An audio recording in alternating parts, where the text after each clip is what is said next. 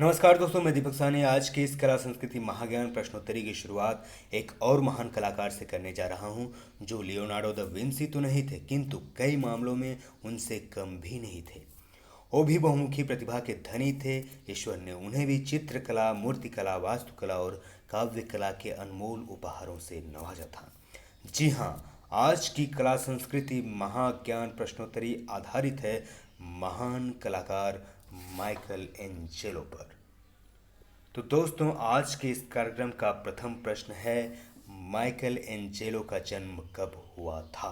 Option 1 6 मार्च 1375, option 2 6 मार्च 1475, option 3 6 मार्च 1575, option 4 6 मार्च 1595। तो दोस्तों, सही जवाब है ऑप्शन 2 6 मार्च 1475। दूसरा क्वेश्चन है, माइकल एंजेलो का जन्म कहाँ हुआ था? Option 1 Italy, option 2 France, option 3 Germany, option 4 England. तो सही जवाब है ऑप्शन 1 इटली। प्रश्न नंबर 3, माइकल एंजेलो किस काल के कलाकार थे? ऑप्शन 1 हाई रेनेशा, ऑप्शन 2 दादावाद, ऑप्शन 3 फाववाद, ऑप्शन 4 अवव्यंजनावाद। सही जवाब है option 1 high renaissance. Michelangelo थे क्या? ऑप्शन 1 मूर्तिकार, ऑप्शन 2 चित्रकार, ऑप्शन 3 वास्तुकार, ऑप्शन 4 इनमें से सभी। तो दोस्तों, जैसा कि मैंने पहले ही बताया था कि ईश्वर ने उन्हें भी चित्रकला, मूर्तिकला, वास्तुकला और काव्य कला के अनमोल उपहारों से नवाजा था। तो इस प्रकार से आप समझ गए होंगे कि कौन सा जवाब सही है। जी हाँ, बिल्कुल सही समझे, ऑप्शन 4 है सही जवाब। वे चित्रकार, मूर्तिकार और वास्तुकार सभी थे। क्वेश्चन नंबर 5, माइकल एंजेलो की प्रसिद्ध कृति डेविड है क्या? ऑप्शन 1 मूर्ति, ऑप्शन 2 चित्र, ऑप्शन 3 वास्तु, ऑप्शन 4 काव्य। सही जवाब है ऑप्शन 1 मूर्ति। क्वेश्चन नंबर 6, माइकल एंजेलो की प्रसिद्ध कृति पिएटा का विषय है। ऑप्शन 1 राजा एवं रानी, ऑप्शन 2 जीसस एवं मैरी, ऑप्शन 3 जीसस अपने शिष्यों के साथ भोजन करते हुए, ऑप्शन 4 इनमें से कोई नहीं। तो दोस्तों, सही जवाब है माइकल एंजेलो की प्रसिद्ध कृति पिएटा का विषय है जीसस एवं मैरी। ऑप्शन 2 सही है। तो दोस्तों, थोड़ा सा पिएटा के बारे में चर्चा कर लेते हैं।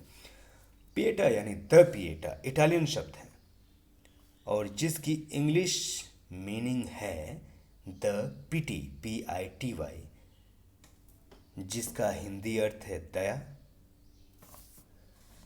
तो इस प्रकार से इस मूर्ति में कौन सा भाव दिखता है?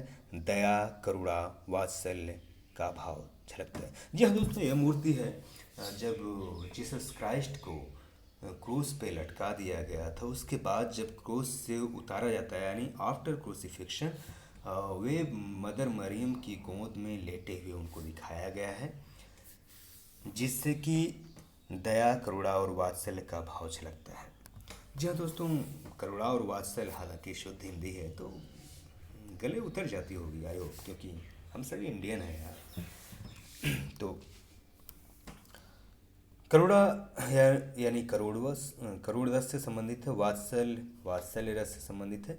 तो ये दोनों रस के भाग हैं, करुण और वात्सल्य। जब मैं रस पर आधारित वीडियो बनाऊंगा तो उसमें आपको विस्तृत जानकारी दूंगा कि रस क्या है, कितने प्रकार के रस होते हैं और उनके अस्थायी भाव क्या हैं, उनसे संबंधित देवता कौन है, उनसे संबंधित रंग क्या क्या हैं। ये सारी चीज़ें मैं आपको बहुत ही आकर्षक तरीके से बताऊंगा ताकि आपको याद रहे, क्योंकि उससे भी संबंधित प्रश्न तो पूछे ही जाते हैं।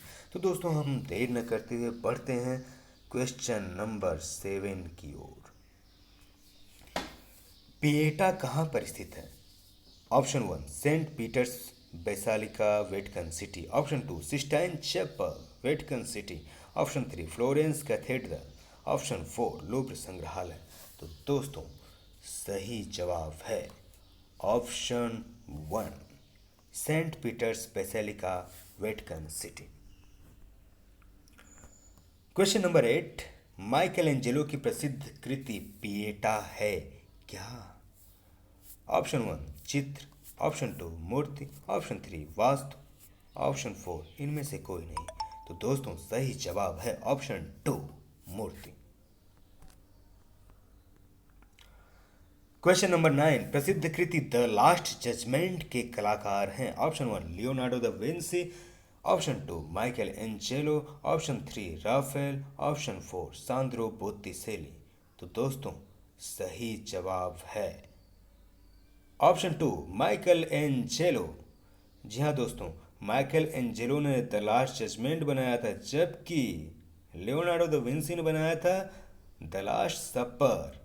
इसमें कन्फ्यूजन होता है, जब हम क्वेश्चन देखते हैं एग्जाम में तो हम बड़ा जल्दबाजी करते हैं और मार देते हैं गलत ऑप्शन, है ना, गलत टिक मारते हैं। अक्सर ऐसा होता है क्योंकि हम पढ़े होते हैं द लास्ट सपर के चित्रकार लियोनार्डो दा विंसी हैं और आता है द लास्ट जजमेंट, अब मार देते हैं लियोनार्डो दा विंसी है। बाद में पता चलता है अरे यार से गलत हो गया। तो हमें एग्ज़ाम टाइम में भी अपने दिमाग को दुरुस्त रखना चाहिए, क्योंकि एक्सीडेंट अक्सर वही होता है जहाँ पे रास्ते खाली पाए जाते हैं, क्योंकि हम जल्दबाजी कर जाते हैं ना, रिलैक्स रहते हैं। रिलैक्स तो होना चाहिए, जल्दबाजी नहीं करना चाहिए, सोच समझ के जवाब देना चाहिए। खैर हम बढ़ते हैं क्वेश्चन नंबर 10 की ओर।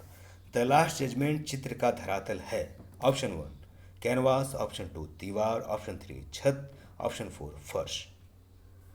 तो सही जवाब है दीवार। अब धरातल समझते हैं ना? अरे धरातल, धरातल धरती के ऊपरी स्पेस को भी कहते हैं धरातल, ठीक है।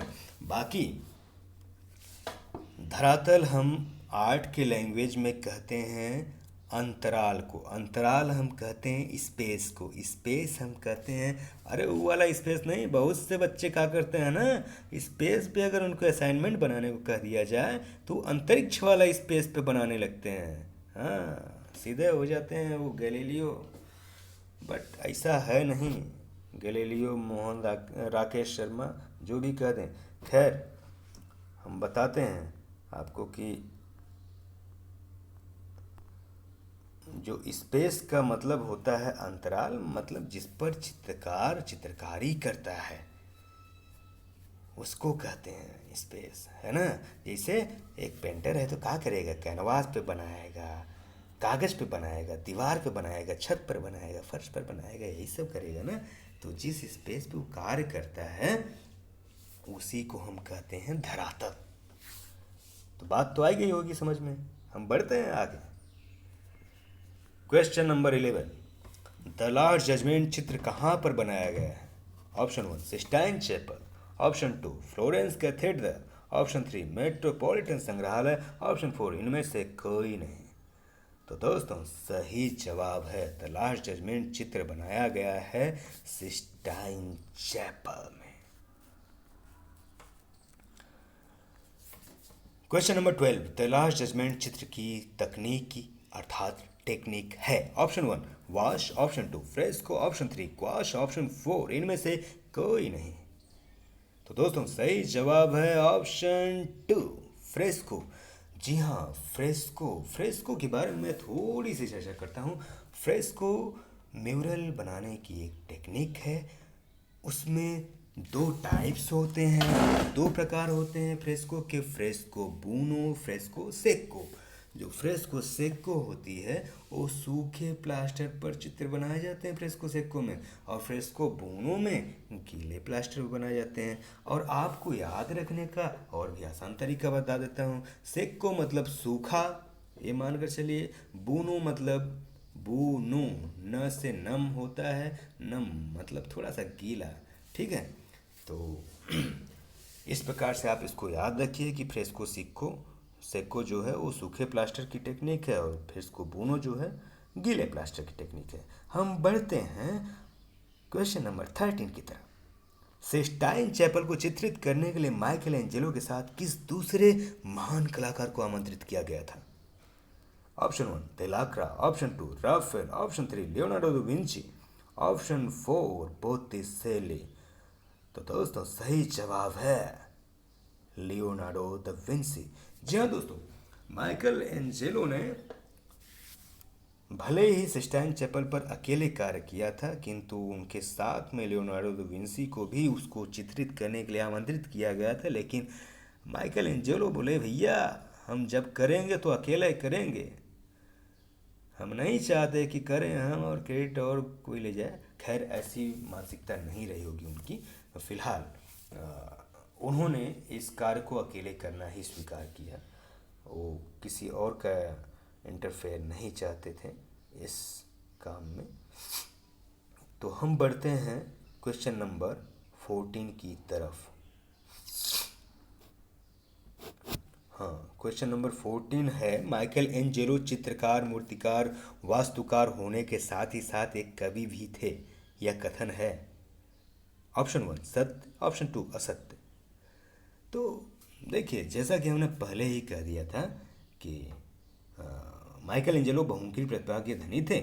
ईश्वर ने उन्हें भी चित्रकला, मूर्तिकला, वास्तुकला और काव्यकला के अनमोल उपहारों से नवाजा था। तो इससे साफ जाहिर होता था, जाहिर होता है कि माइकल एंजेलो चित्रकार, मूर्तिकार और वास्तुकार होने के साथ ही साथ एक कवि भी थे। तो इस प्रकार से यह कथन सत्य है।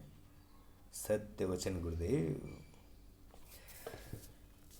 क्वेश्चन नंबर 15, माइकल एंजेलो का संबंध है। ऑप्शन 1 पूर्वी कला से, ऑप्शन 2 पश्चिमी कला से। तो दोस्तों सही जवाब है ऑप्शन 2 पश्चिमी कला से। पश्चिमी कला मीन्स अरे वेस्टर्न आर्ट जिसको बोलते हैं आप, और हिंदी में पाश्चात्य कला बोलते हैं। ठीक है। क्वेश्चन नंबर 16, सिस्टाइन चैपल को किसने चित्रित किया था? Option 1 Leonardo da Vinci, option 2 Michelangelo, option 3 Raphael, option 4 Botticelli. तो दोस्तों सिस्टाइन चैपल को चित्रित किया था ऑप्शन 2 माइकल एंजेलो। जैसा कि मैंने पिछले क्वेश्चन का जवाब देते वक्त ही व्याख्या की थी कि माइकल एंजेलो ने इस कार्य को अकेले करना ही स्वीकार किया था, इसलिए याद रखिए। क्वेश्चन नंबर 17, माइकल एंजेलो की मृत्यु कब हुई थी?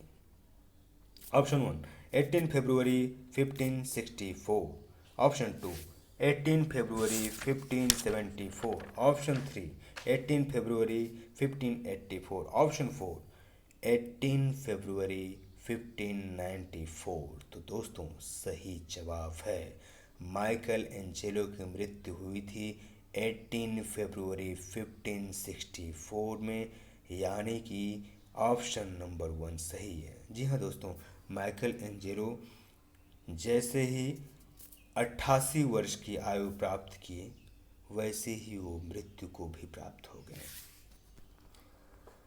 क्वेश्चन नंबर 18, माइकल एंजेलो की मृत्यु कहाँ हुई थी? ऑप्शन 1 फ्रांस में, ऑप्शन 2 जर्मनी में, ऑप्शन 3 रोम में यानी रोम के पैपल स्टेट्स में, ऑप्शन 4 इनमें से कोई नहीं। तो दोस्तों माइकल एंजेलो की मृत्यु हुई थी रोम के पैपल स्टेट्स में। जी हाँ, ऑप्शन नंबर 3 है सही जवाब।